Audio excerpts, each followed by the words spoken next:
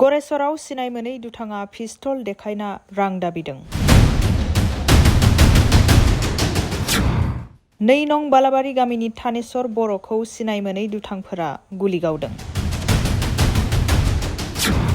बे जाथाया सोरांसिनि 3:30 रिंगासोआव गरेसरनि 2 नं बालाबारि गामियाव जायो।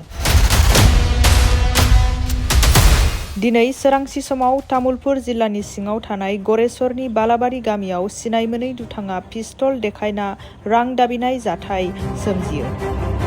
खौरां मोननाय बादिब्ला थानेश्वर बर'नि न'निफ्राय रां दाबि खालामनानै आथिङाव गुलि गावनानै गालांदों सिनाय मोनै दुथांफोरा।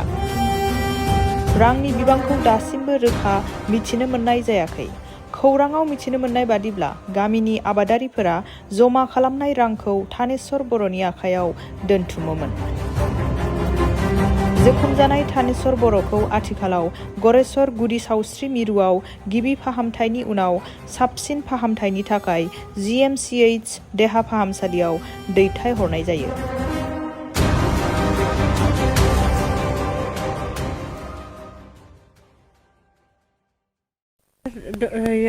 सुर हेना डकाइतহে আহি পেলাই আমাৰ দেৱৰটোক উঠাই নি পেলাই খালৰ পাৰত ভৰিত গুলি মাৰি দিছে।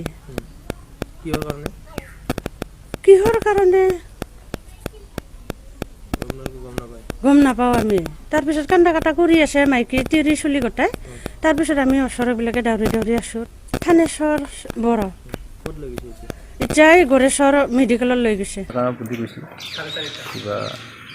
দুশ্মন আহি পেলাই বুলি এনেকুৱা অলপ মাৰধৰ কৰা বুলি কোৱা শুনিছোঁ।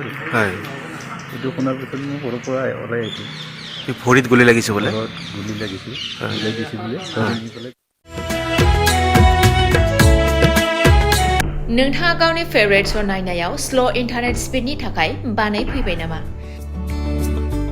गोजोननि नोगोर क'क्राझाराव नोंथांमोननि थाखाय आर'नाइ टेक्न'लजिसआ लाबोदों high speed fibre optic broadband plans. मात्र 399 रां पार मान्थआवनो नोंथांमोना आनइन्टाराप्टेड स्ट्रीमिंग, गेमिं, आपल'ड, डाउनल'ड आरो ब्राउजिं खालामनो हागोन। आबुङै मिथिनो थाखाय गाहायाव होनाय वेबसाइटआव नायनो हागोन आरो नैबे जामबुं नम्बराव जगाजग खालामनो हागोन। जामबुं नङा जाबाय 8812989283 नङाब्ला 8099554827।